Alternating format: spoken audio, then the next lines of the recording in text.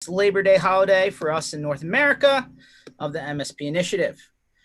Today, we're continuing to follow up with our Channel Strong tour. Bring back our good buddy Ken Patterson and also Eric Pinto from Sock Solder. How you doing, gentlemen? Doing great. How are you, George?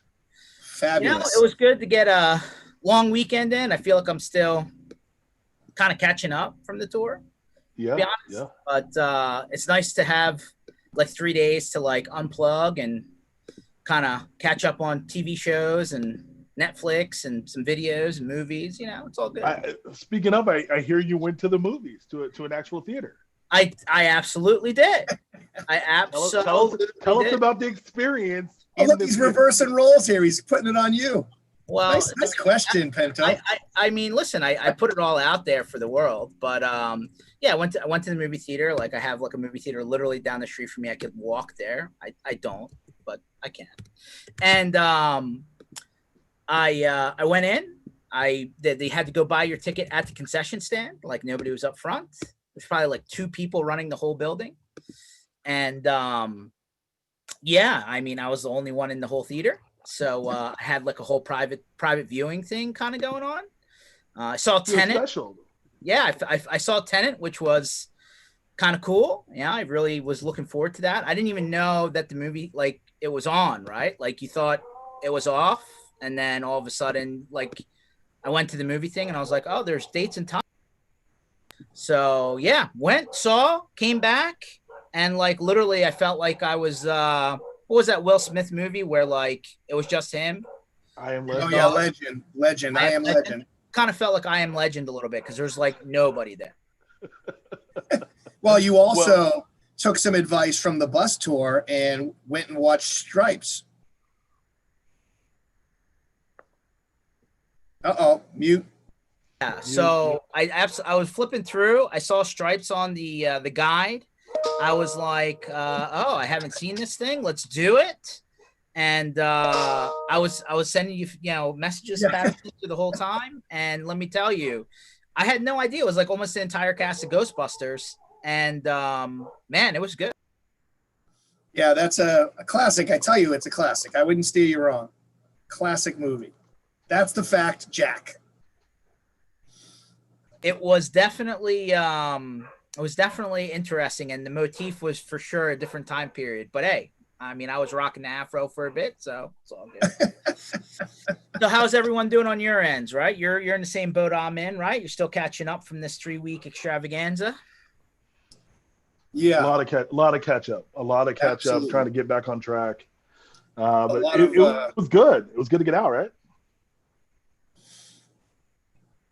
Yeah, it's definitely a different vibe being home and being on the bus, right? You know, 100%. It's you get home, you get back into, all right, should I go here? Should I go there? You know, yeah, I'm gonna do it. We got to do it responsibly, that whole thing. And then on the bus, it's like we have no choice. We're going there. We're driving around. We're gonna be out there. And then I think one of the biggest takeaways was how we can do it safely. We can be out. We can do things. We can get out in the real world and see each other. Just got to do it responsibly and we'll be fine. And we saw that the country was definitely open. There's no question about that. Some places more than others, but I definitely feel that. And, you watch and then I come home and I'm watching the news again and I'm like, come on, we can get past this. We can be smarter than this. We can do this responsibly and not live in complete fear.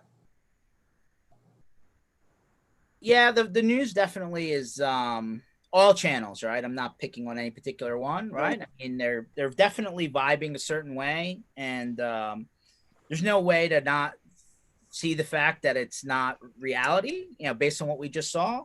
I was actually talking to a few people around the country. I was actually talking to an MSP from Michigan, just 5 minutes for this call. And he was like, hey, I was following the tour online. I was watching all the LinkedIn stuff and following your kind of in and out of cities. He's like, looked like it was fun. Looked like it was open. I'm like, it absolutely was. He's like, when can you come to my town? I was like, Michigan, is it open? I don't know. Hopefully. But no, it was definitely different.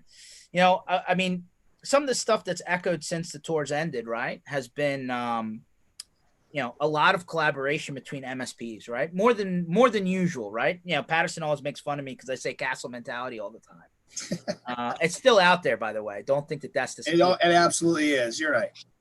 But Eric, I mean, you were on this, for a while. You talked to MSPs, from city to city. I mean, I got a vibe from a lot of the guys that some people were further ahead than others in things like Azure or cloud or just, DevOps type stuff. Right. And now all of a sudden I'm hearing a lot of, hey, can you help me with X? Before I didn't hear that a lot. What's your opinion on that? Well, yeah, I think you're spot on. That what we saw, and consistently, I was actually editing some of the footage and videos. Consistently, the partners that fared best in this were the ones that were ready, right? That they had already deployed, not only deployed for themselves or put a toe in the water, but really sort of understood the landscape. They understood the solutions that were available to them, and they were able to act very quickly in deploying them, versus others that maybe weren't in the strongest position, and we're trying to not only learn new technologies but also get them in the hands of their customer. And I think that learning a technology as it's being deployed is a pretty scary thought. Yeah, George, I'd like to just to add to that real quick. And Eric's, you're spot on. But one thing that we keep saying that I think is getting miscommunicated by our partners or by people out there: what do you mean you were ready?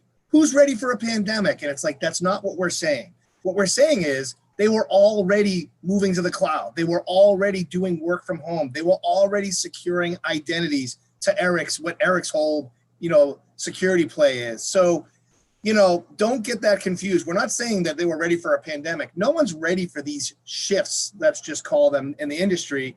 But you're more ready by moving in the right direction when you're supposed to. So to Eric's point, some of these guys were already doing all of this. I mean, I'm sure, Eric, your company was. I know George's company was. PAX 8 moved 500 people to work from home over a weekend because they were already doing it. I was doing it. I was working from Boston. So I think that's what we mean by ready. I hear that, Ken, but you got to understand there's, everybody's in a different place. And right. I think some of the conversations that have been had, or some of the things that are, I call them domino effect situations, right? Where it's like, well, we're going to do this now to pivot because of the situation that got forced on everyone. Oh, but by the way, now 3, 4, and 5 of the things that we talked about have now triggered all at once. And, I think that, a lot of those things usually resolve around financial money type things, right? Your customers just either say they can't afford to pay, don't find the value, whatever it is.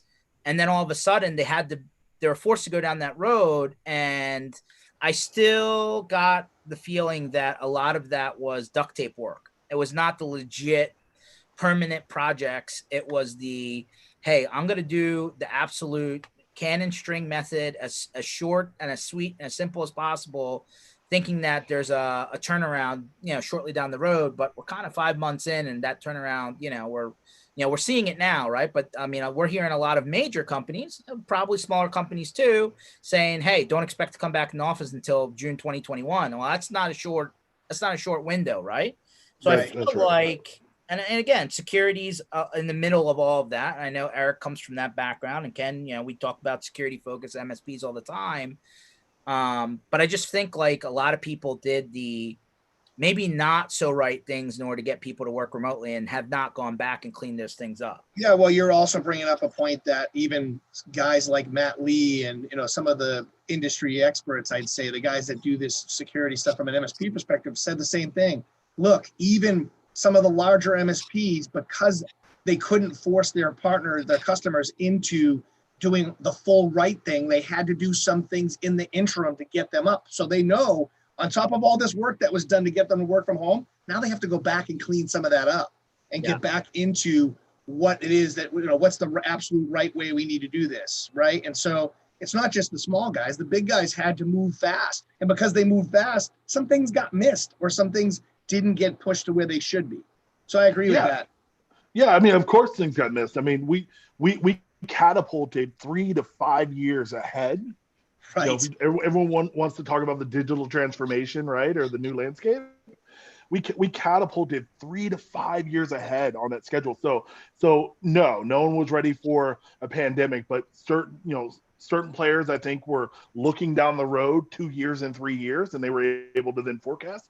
But George, to your point, everyone now needs to, circle the wagons, get a true assessment of where you are, have a deep dive conversation with your customer.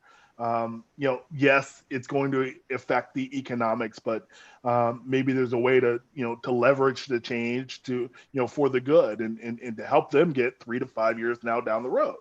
But this is the time to do that. There's a counter to that, right? If the customer's just not going to do it, the customer's saying, nope, won't do it, can't do it, don't ask me, then either an opt-out needs to be documented, right? Legally. Sure. That's exactly right. Or the MSA has to be amended, right? So that they understand that, hey, like our MSAs were written based on the fact that you're sitting in an office with some outliers.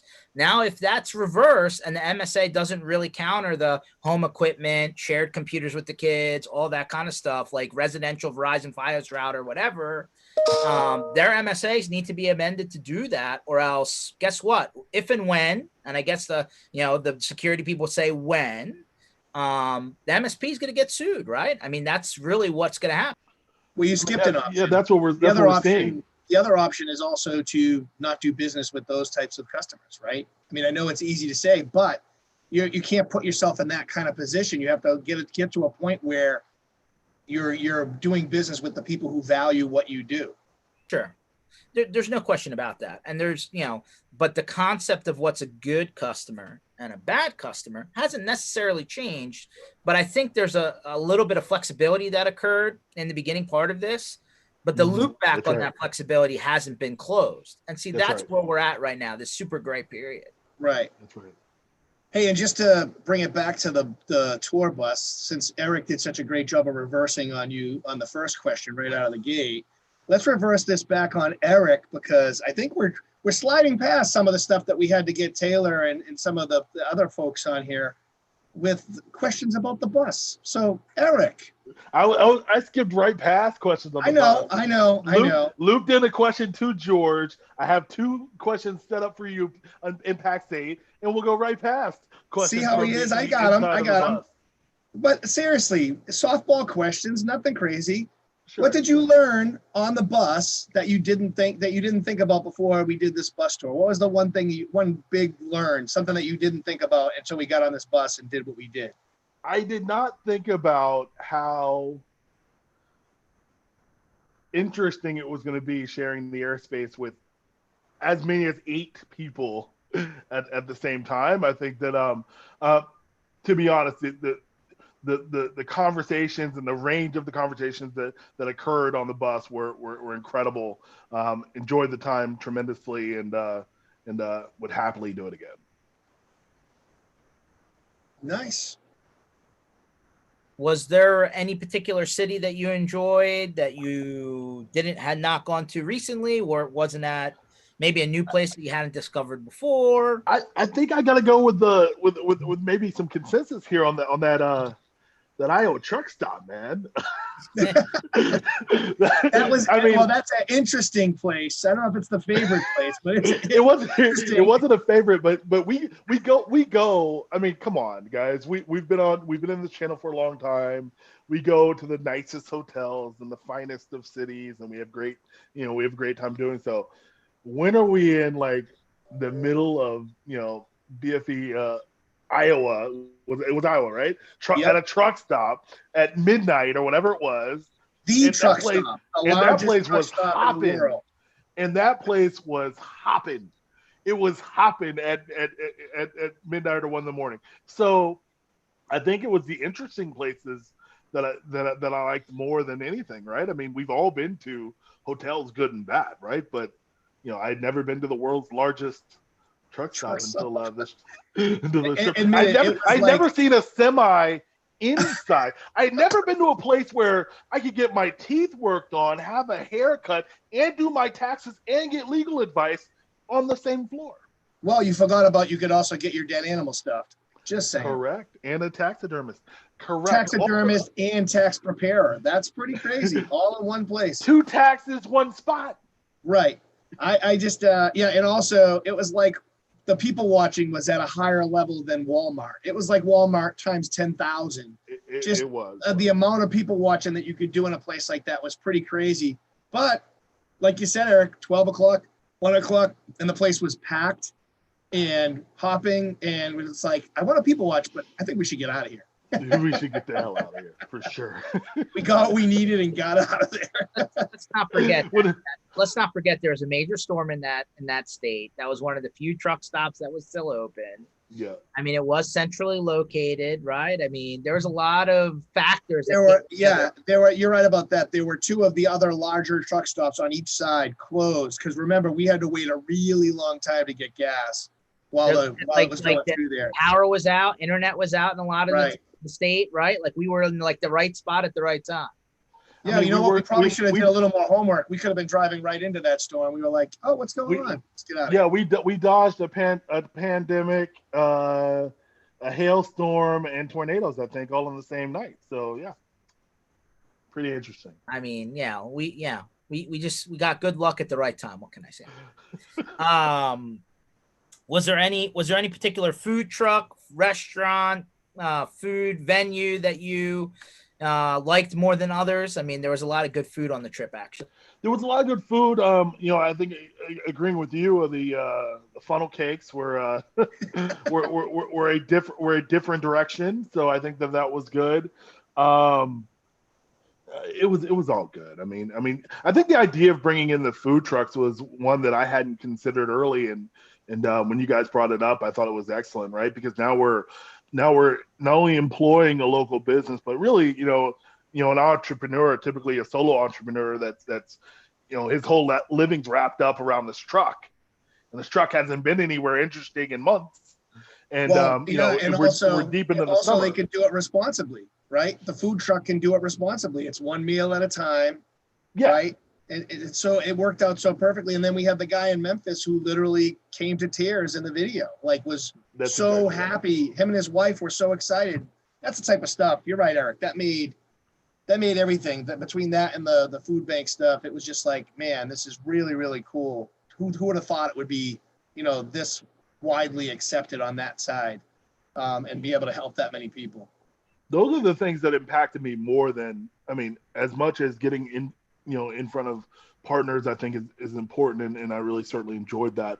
But meeting the small entrepreneurs, the food truck owners, those are the types of conversations that really hit home, because that's the industry, quite frankly, that was hit harder than anything else, right? We happen to be in a fairly resilient industry that is the backbone of small business, right? So we're fortunate in that way. Retail and restaurant, didn't have that luxury. Right, 100%. No, I mean, along the trip, we found almost every business that we went to go seek out was open, right? Retail, right? We were, making sure to pick up certain things along certain times, right? Just restocking certain things along the way. It wasn't just the big box stores, right? Patterson, we stopped by that Wholesale spice place. The chili spot there. Of the desert. That was open out of nowhere. Yeah, it was open. I don't know. You want to share what they had hanging up in there, but Yeah, guys, because this was part of your secret, your moving of the truck. And I think this is what people don't realize is that on the weekend times, the truck had to go from one place to another, and you two battled it out the entire time. So you moved the truck from California, was it, all the way to Houston, and had a lot of shenanigans and good times along the way, from what I saw. Tell us more about that. I had 2 firsts. I had a first and a second back to back. Border patrol stops. That was a first. I've been pulled over by many a police and stopped by many a TSA agent, but they knew you were coming, Bardici. Yeah, I don't know. If they knew he was coming, it would have been worse. All I could say is I never seen George sweat so much. And he was in Kansas City with 100 degrees and 100% humidity. Still sweat more on that truck when the Border Patrol stopped us. Hey, I wasn't driving, okay? That's all you need. True. That's how we made it out okay through those stops. Well, I don't know. Slade tried to get you in there and have you, he wanted the guy to play a joke on you. I'm like, why would you even start that conversation? He's like, hey, I got a guy back here that would really be freaked out. The guy's like, no, move on. Yeah, that's when I pulled the tape down. Thank God. Yeah, no, that wasn't gonna go well. No, yeah, we had the spice place. We stopped in Tucson on the way over. And then we ended up in what is it? That brewery in Las Cruces, New Mexico. Las Cruces, yeah, in the middle of a neighborhood. Yeah, it was. We drive, Eric, I'm not kidding. Like, we pulled up and it was like, not a great neighborhood either, but it was all pitch black. And we're pulling up with this bus making all this noise. And I'm like, we're going to wake people up. Where is this place? And we look across the street and there's this little teeny bar. And that's where the food was. And that's where, he wanted to go in and get some growlers. And that was the trip where Slade made record time to get to this spot. I swore he had a waitress waiting for him or something, but he didn't. We just got there. And the cool thing was we had all our stuff to go. And we walk in. The guy goes, you want me to set you up a table? We're like, sure. Goes outside, puts a table outside on the patio, puts the stuff out, and we end up staying there. But the whole neighborhood was black, like completely dark. You couldn't see anything. And there's this one little light on, and it's this place. It just was in the middle of nowhere. The desert, these small little, like, single houses, one story only. And they were open. Yeah, to your question, Brent, no, it was George, not Jorge. Trust me. Jorge. Old fashioned. Yeah, be like George, the G. Well, Eric, tell us about your home quarantine setup. I hear that it was very sophisticated. I hear your wife, stocked up the entire joint like it was like a shelter doomsday edition. Please share with us. Shelter. Yeah. I think that anyone that would embark in this and looking at sort of where the national climate was at would look at their family and say, hey, what are the best ways I can protect the family as I'm, protecting myself, right? So coming home each weekend, I wanted to make sure that we were safe, right? So we did a bit of quarantining in the house and certainly took a test when I was home for good after 3 weeks, and everything's all good. Yeah, no, that's good. I heard you got like the air mattress and I did my office. You have the barbecue smoker outside. I mean, what else? Right. So let's consider the areas that I was allowed into. I was allowed into my office. I was allowed to the grill, which seemed weird. I could cook as much food as I wanted to outdoors, and was encouraged to do so. There was a Keurig machine brought into my office. There's now a refrigerator and full setup in here. I don't think these are all bad things. I think I'm going to keep them. Okay, sounds good. For anyone that's interested, we selected a at-home test kit called Pixel by LabCorp. LabCorp, one of the major retail testing places. Like I'm sure if you've gotten, at least on the East Coast, if you go to your doctor and they say, oh, go take this blood test, it's LabCorp, but at least in my neck of the woods. But we did Pixel by LabCorp. They literally ship you a box overnight. You put it in your nose, not all the way up, by the way, like just at the tip. And you put it back, you register your tube, you put it back in, you overnight it with the, FedEx, and then next day you get your results. So it's pretty quick, actually.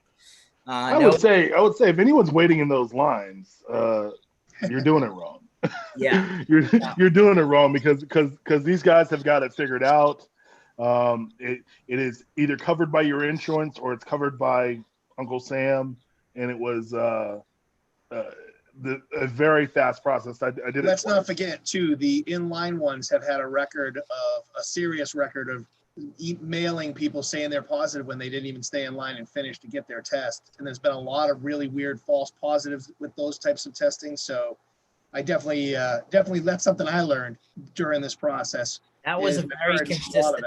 That was for sure consistent message. A lot of people have gone to the county run ones that were the drive up ones, and it just all of them got letter. Like you would thought you were just regurgitating the same story, but it turns out these people actually went and stayed in line. No. Yeah, so the false positives, false negatives, highly rampant on those sides. But yeah, this Pixel group was great. So I would highly recommend anyone. I did take 2 of them. They were great.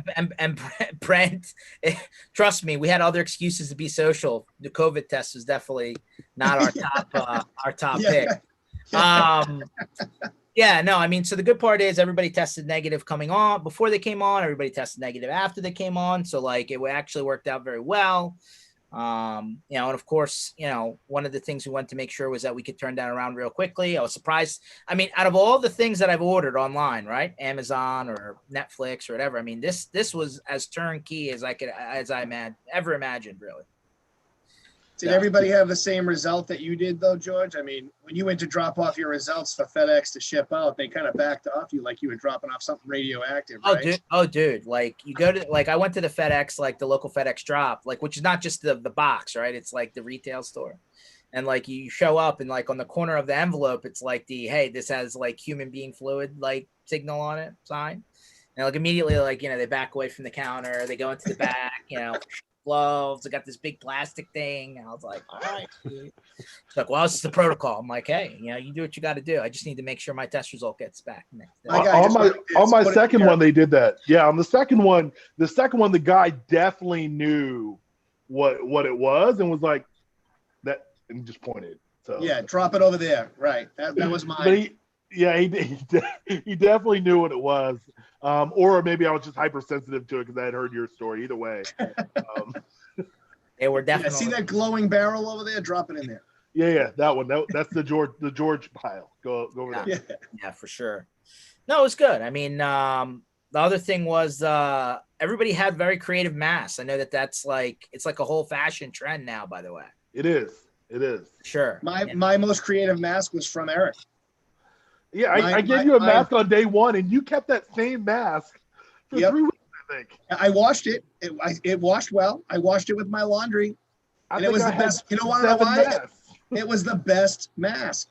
It was comfortable. I cleaned it. It worked really well because my other one broke. It was like day 3 or something on the trip, and I'm like, what the? And you're like, here you go. Yeah, I had the 3-pack Eagles NFL, like, official mask.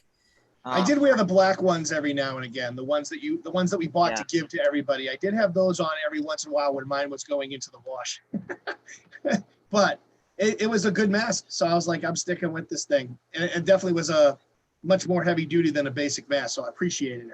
Well, I mean, listen, if you want to go around, efficiency, I mean, how many hotels had the remote control and the phone in saran wrap? Yeah, that was interesting. Well, all right, so let's rate the hotel chains. We stayed in a bunch of different ones. Who do you think had it down? Who do you think had it best? I think Hilton was the best. I think they have the sticker on the door. They had the sticker on the remote. They had things that made sure if someone touched it, you knew they touched it. Were they all perfect? No, but that's the case in any time we travel, right? I think they definitely worked harder to clean things up. Did we run across some of the hotels that we were afraid of in the past? Sure, we did. We had a couple of those.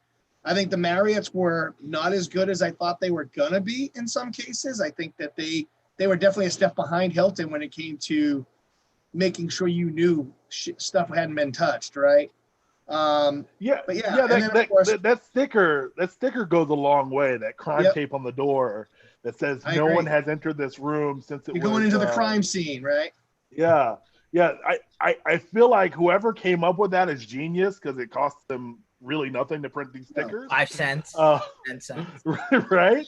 But the my thoughts when I walked to the door was like, oh, it's unmarred. No one's been in there. That was a peace of mind that I didn't get from the other brands. Yeah, some of the rotations they were doing were pretty amazing too, because once the tape is broken, they say that after you have exited, that room can't be, nothing can happen in that room for like a week or something. So that room becomes off limits. They scrub it, they do their thing, and then they say how long it's been protected for, put the tape on it, and they rotate through the hotel. Now, we saw some hotels that may have been breaking a little bit of rules with the occupancy, right? We've seen that. We saw that. Yeah. And then we saw like really, really big places like the Hilton in Orlando where they were at 6% capacity and they literally shut down floors and then had only floors that were open and they were at literally 6% occupancy. And it was really sad. I mean, think about it. You wouldn't think a big place like that would be happy to see us, but the guy was like, the owner is literally paying us out of his pocket to keep this thing alive. And so are the other hotels in the area, because they're they're in their own community, and they all talk to each other. And he said it's just brutal around here because obviously what's happening is stopped the tourism to an extent, right? It used to be much larger. And it was kind of sad to see that, right? You're in this hotel, you see R2-D2 in the lobby, Star Wars characters in the elevator. You're like, oh, this is great. And they can't do any of it. They had to cancel all their parties, everything that they were doing out back. We walk out back, the pool has towels all over the place because they don't have the staff to clean it up quick enough. That's true. It was pretty, that was pretty disheartening when you see that. Well, I mean, listen, every place is handling things differently, right? Right. I mean, the fact that they still had staff was good. Right. Right. Otherwise, these places would be shut down. We did notice that some of the major brands that had multiple properties back to back to back, right? Like we saw a couple of the Marriotts that had like 3 properties. It was like, what was that? Marriott Courtyard, and then they had like other brands. They closed one and then have you go to the other one. Yeah, they weren't. Yeah. So yeah, Eric, they had 3 hotels. One of the ones we booked, we went to had a sign on the window. Please go here. We're like, but we booked here. And they were just combining them and trying to say, listen, we're not going to have all 3 of these open during this time.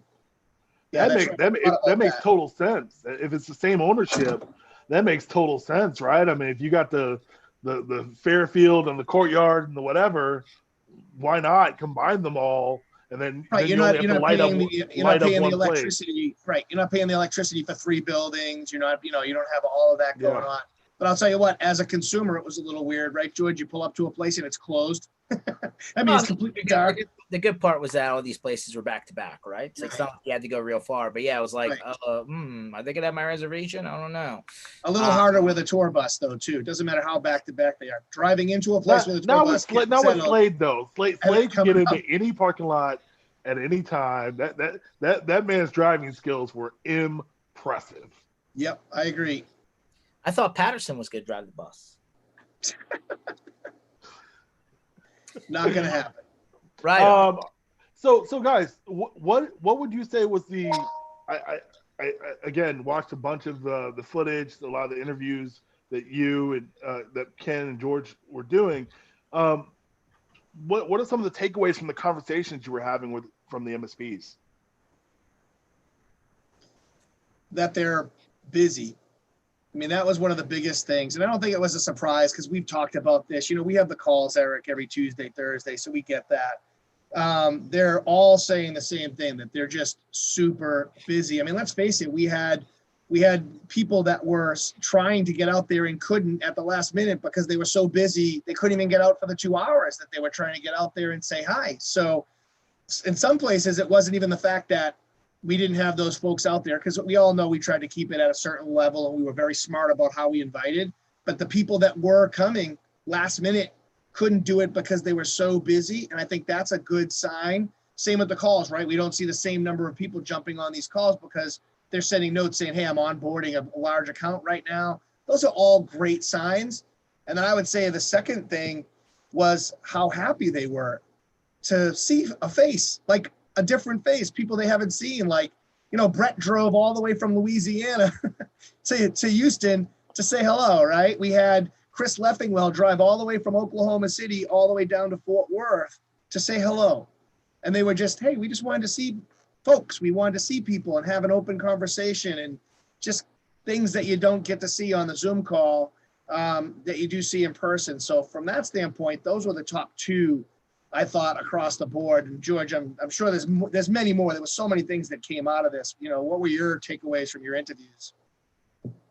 Listen, everybody was in a slightly different place, but everybody had the same mindset. I mean, which was, hey, things are moving in the right direction. I thought that was important as a collective thought. I thought everybody really felt like none of their employees were in a danger zone, right? And at that point, I think we were past most of the PPP periods, right? So that money had already been allocated. Yep. I feel like people felt like their existing customers mostly were good, right? They were still there. They were going. There was some project work that was definitely happening, and there was some people who felt the project work was light.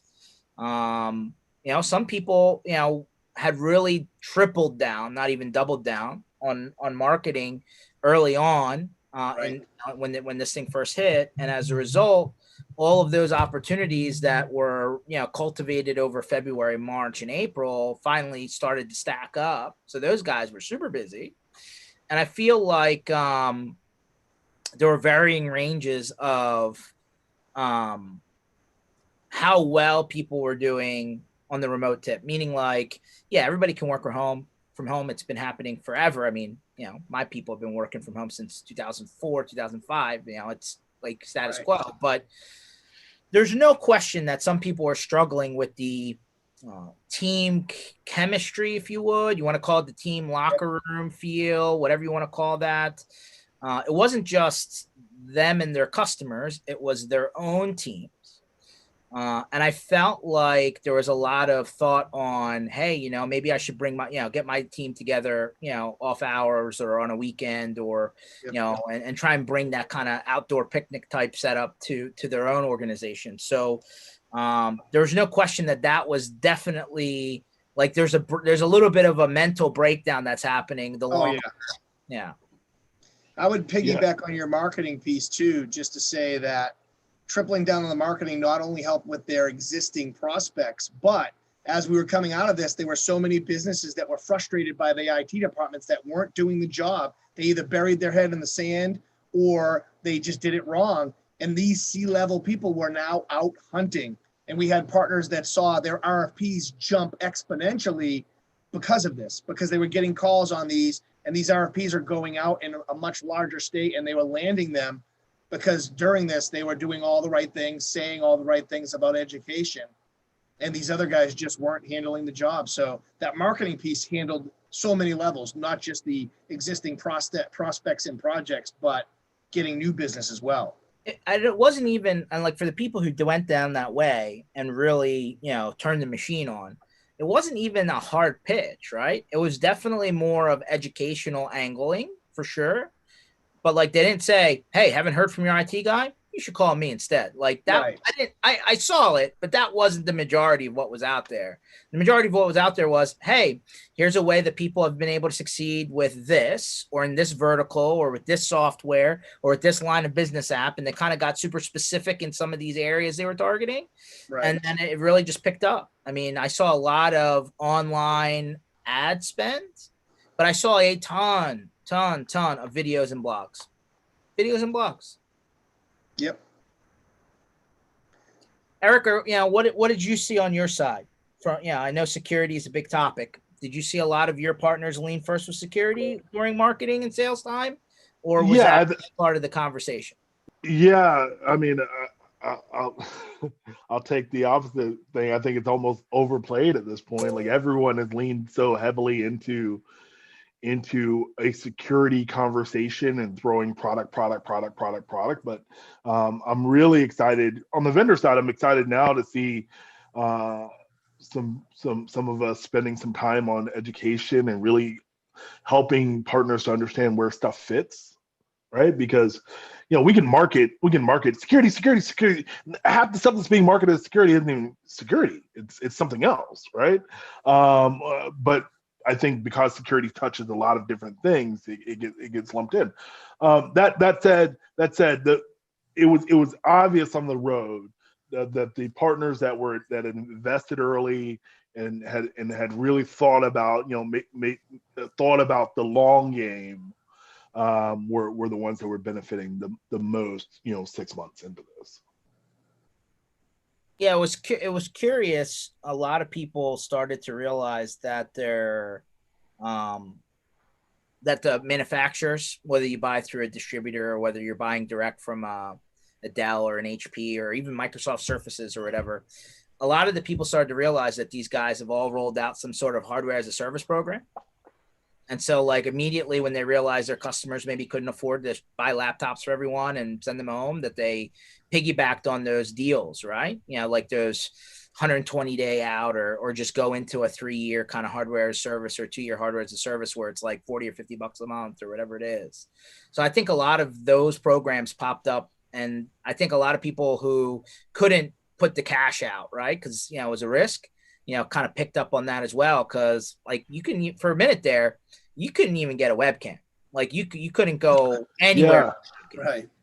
I was about to say that. I was about to say that. I think that, like, as I was saying before, the ones that really, were able to think ahead and say, what is this? How is this going to impact my business and my customers' businesses? Were really in a strong position, able to go out. We bought at least 4 months worth of hardware because we knew that, because of this being a global challenge, that there would be some issues getting hardware, down the road. So we made that bet and, spent 4x what we normally would spend in March to make sure that we were all set. I think that some partners that were putting in those orders, getting laptops, doing those things were smart. I relate this to my neighborhood here.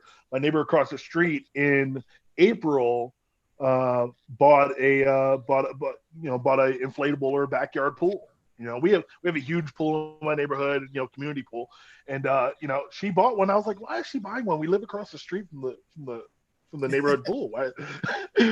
Why is she buying this thing? And she was talking about, and they're getting it set up. And then we got 2 months into this concern. The neighborhood pool still hadn't opened. Yeah. It's been another 2 months and it still wasn't open. 4 months in, and her kids were the only ones swimming in the entire neighborhood. Hey, it's a smart move. I'll tell you what, my community. You could not buy one on Amazon. But she bought it, the last week or two that you could possibly get one. The community pool here is wide open, and I can tell you what, it wasn't like the movie theater last night. It's busy. That's interesting. Well, you see now, it's open now. It's open now. Yeah. Did you see this thing now, though, Eric? This new thing? It's like a pool as a service. These people at rich houses that are not there are renting their backyards out to families that don't have pools and don't want to go to a public place. So they'll go to there. It's private for them, and they pay $500, and they spend the day in this backyard of this nice place. Forget Airbnb. It's pool B&B. Right, and they just come and they only use the backyard. It's crazy, but I'm like, that's not a bad idea. I don't like people. I'm not like a germaphobe, but I don't want like a bunch of strangers hanging out in my backyard soaking up all my good pool water. Nah, I'm good. There's chemicals. There's a lot of chemicals there. A lot of chemicals. Bro, I'm good. That's where that's where we'll draw the line. Well, Eric will draw the line on shared backyard pool. You cannot rent my space. No. All right, we got it. But that is happening. It's crazy, but it's working. Like, people are going nuts over it. They're just, instead of going to a public pool where they know they can't go to, they rent somebody's pool. And it's. Would you do it? Would you do that, Ken? Would you go and rent somebody's pool and go and hang out in their backyard? No, man. I bought a pop up their lawn chairs all day. Well, Ken's pool shut down for the season. That's right. I just took it all down. So I had a pool. I had an above ground pool and it was breaking, so I took it down. And then my daughter wanted a pool, so I'm like, okay, crap. And I got like a one of those Intex, the ones you build up, not inflatable, but you strap it up real quick. And it was bigger than I thought it was. It was pretty dang big. Put the thing up at the beginning of the season. Of course, it worked out because didn't have to go to anybody else as I had a pool. And then just this weekend, that was my weekend, taking that damn thing down and then looking at my lawn, what it did to my lawn. You get circled on the lawn?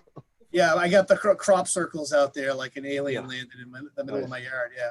So Eric, flying barbecue. What can you tell us? Look, George, your volume's down. Oh, yeah. Can you hear me now? You're a little low, but you said barbecue. What? Yeah, flying barbecue. Flying barbecue? Flying pigs? Yeah, like airborne barbecue. I don't know what you mean. Your volume's way down, George. I don't know what's happening. I can hear him though, but I don't know what you mean about the flying barbecue. Nah. Now you're all done. Ken, can you tell me what he means about flying barbecue? I have no idea what he's talking about. I know I missed some time on the bus and we haven't covered that, but was that an inside joke that I missed on the actual bus? I don't think so. I'm not sure. He's asking about barbecue. Either he's probably asking about, we talked about renting the pool. Maybe he's talking about renting you out since you had the barbecue out back your house and you could cook for people. I don't know. Maybe. George, are you back? Can you hear us? No. Nope. Technical difficulties. He'll come back on. He'll come he, back on. He gone. All right, It's best not even the barbecue. bus. Usually it's my basement internet that causes the problem. Well, since he's gone, I'll say this with no interruption. Best barbecue is here in Texas. You guys should have seen that when you were here. Did you have good barbecue in Texas? Always have good barbecue in Texas, yes. And even on the, I mean, I wouldn't say even, because some of these food trucks were pretty damn good, like just good in general. Nope. Something's broken there. Yeah, the barbecue in Texas was amazing. That food truck, a couple of food trucks in Texas that we had were really good. I mean, and let's face it, the barbecue truck in Cali was pretty good too. Yeah. There was a lot of good trucks. Shout out to F1 in Fort Worth, man. And that was a last minute. That was the Patriot Pig. They brought the barbecue to us, but JP just hooked us up out there. What a great time out at F1 in Fort Worth. Big shout out to them, for their that was really, I mean, they were all great, but that was definitely a noticeable one. Really, really good. And it was nice to see Chris come all the way down from OKC to go there, and you had Justin Dews pop out, and it was a good amount of people able to pop out there, and Wade DeVore, like people really came out and said hello in between their busy days. And then in Houston, we had the barbecue man who used to be a service provider, right? That's Wasn't that the story? Yeah, in Houston. Yep. So that guy was interesting. Yeah, he knew exactly what we were all talking about. He stopped doing IT and decided he was going to work a food truck. I'm like, oh, so these are our goals now. Here we got it.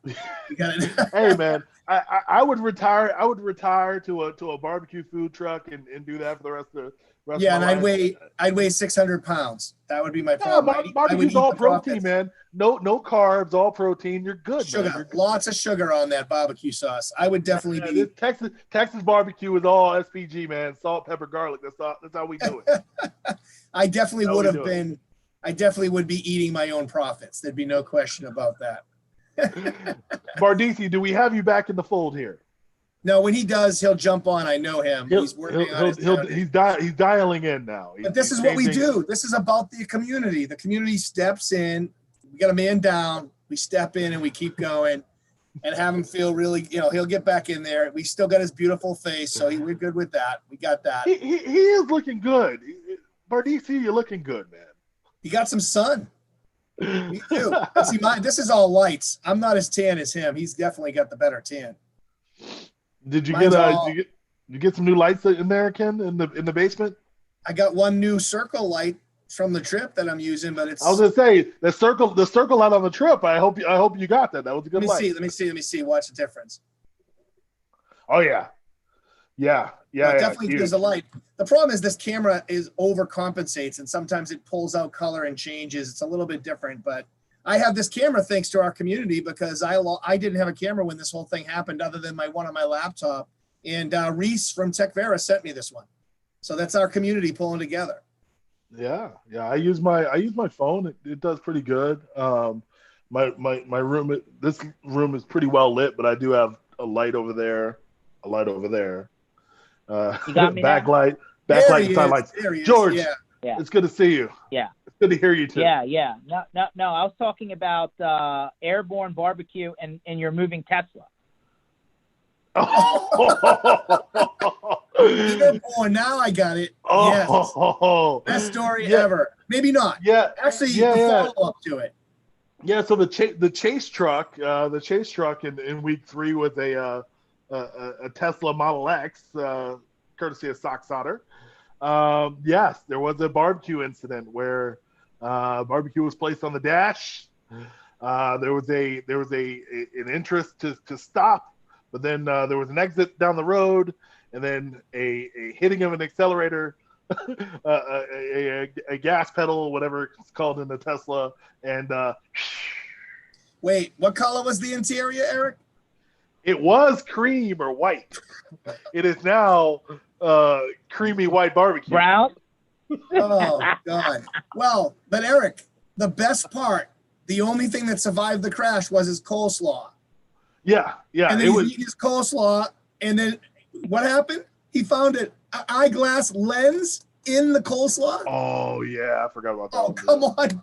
That's the worst thing I've ever heard. That was good. I mean, we looked it up. That was really good barbecue. We kind of went out of the way to get it, and everything was perfect until he put it up on the dash. And then but how does an eyeglass lens get? I didn't eat the coleslaw, man. I didn't eat the coleslaw. Did they charge extra for that? Did they charge? I didn't eat the coleslaw. Maybe. I mean, is there somebody at the restaurant walking around going, "Where's my lens?" That's exactly no. I swear to you that is exactly what's happening. We got there right when they were closed. You know, barbecue joints closed at weird hours, so it was like 1:45. They closed at 2, and it was a little old lady that like ran the place with her husband and family. Was she wearing glasses? I guarantee you, she was wearing with both lenses, but I guarantee you there was a Mr. Barbecue in there somewhere that is still to this day looking for his left lens. That is well. Awful. Brent says glad it wasn't a glass eye. Yeah. Matt Lee. That might have been the one thing that was worse than finding someone's lens in your food. But I opted not to eat the coleslaw. I'm now glad that I did. It was offered to me multiple times. No, I'm good. And I'm guessing you didn't eat the barbecue off the seats either. So no, I had already eaten mine. I already ate my lunch. It was delicious. I was settling in for a long ride, and then next thing you know, it was an avalanche of barbecue flowing down the white seats and dash of a Tesla Model X. Wow. That was your own Matrix moment, huh? Right. It was for me as I dodged it. I think you should make a video, Eric, of ribs coming by your head. Yeah. I think that would be great. You guys are ridiculous. Well, since apparently you were supposed to be the DJ for most of the time, I don't think that worked out. Eric, was there? You was were there the DJ. You were the DJ. In fact, you did such a good job. There's a bonus video.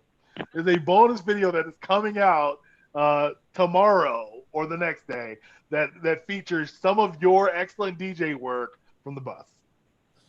He needed a push, though. Yeah. He needed a push. It didn't start out so well. I had to change genres. I will give you a hint. The Humpty Dance and there's a head move and a whole thing, and you're in there. You're featured in it. It's gonna be awesome. Okay. Humpty Dance was my playlist, by the way. That was my playlist. That's true. Are you sure? That was my playlist. And then that pushed George to change his playlist up. George's playlist got better during the day at the shows. The playlist got better as we moved on. You were making edits. Well, listen, you were definitely making edits. You're making edits every night, I think. There was an ebb and a flow. I mean, listen, at least my Google Music didn't just like change to YouTube Music overnight and just blow my playlist apart. Didn't blow mine apart either. Mine still works just fine. Yeah. Google Music was highly underrated, by the way. I don't know about this YouTube business, but I've been on the Google Music platform for a long time. All my tech heads out there know it. Google Music is a fantastic platform. We'll see how it does with But YouTube. Eric, you have to admit that I think I was underestimated. I don't think you guys expected my playlist. I did not. I did not. Ken, I think you surprised the world with that playlist. We all enjoyed it. George went home and revamped his entire playlist strategy from Taylor Swift or whatever, or the Backstreet Boys or NSYNC or whatever it is that you had on there first. Whoa. What do you mean go home? Afterwards, I had to drive him back to Boston. There was no home. I mean, you went to your hotel room and got busy with a playlist after Ken came out with his. Wow. Speaking of which, I guess I better take care of that little situation. I forgot to send that back in the mail there, Ken. What's that? The New York stop that shall not be discussed. Oh, yeah. You got a speeding ticket or something? What happened to you? No, definitely got a speeding ticket. Are you kidding? I will definitely. Oh, somebody says I guess we need to post that playlist. Patterson, I guess you're gonna have to take out the magic playlist and put it online. Yeah. We did. We had a little stop in New York unexpectedly, but I may have to go back. I may have to bring Patterson in as an expert witness. You get an inordinate amount of police stops or tickets, but you do get out of them somehow. Your lawyer is always on speed dial. Well, no, George Bardisi, attorney at law. That's it. You're looking at him. That's right. Ken, I think you should walk in playing Tennessee. That's what you should. Ken, you rode in the car. You rode in the car with George driving. Yeah. Was that your first time riding in the car with George driving? No. Yeah, because Alec was driving when you guys picked me up. No. Airport, right? Second time we picked him up at the airport with you in the car. Oh, was you driving or Alec driving? No, it was me. Oh, it was George driving. Yeah, when you guys picked me up at the airport that time last year or whatever the hell that was. That's right. George can multitask like the best of them. I've never seen a laptop, a tablet, 2 phones, and a TI-81 calculator all being used at the exact same time. It's fantastic. You're showing your age, Pinto. It's like a TI-86 now, bro. A TI-81, man. Come on. Okay. There is no you had the 83. You're not that much younger than me. You had the 82 or the 83. You're not that much younger there, bud. But there you were with your TI calculator doing all types of things and safely getting Ken back to Massachusetts. That's fantastic. I was just going to say TI because I'm that old. I thought you had Chisel, Abacus, something like that. So I did have an Abacus shirt. The slide rule. Yeah. 6. All right, gentlemen. Well, we are coming up on the closing minute here. Eric, where can people find you and your company online? SockSolder, www.socksolder.com. We are cybersecurity compliance for small business and MSPs, channel only. Of course, you can find Ken Patterson every Tuesdays and Thursdays on the PAX 8 community call, open to the world at Not MSP PAX 8, Initiative. not PAX 8, just the community call.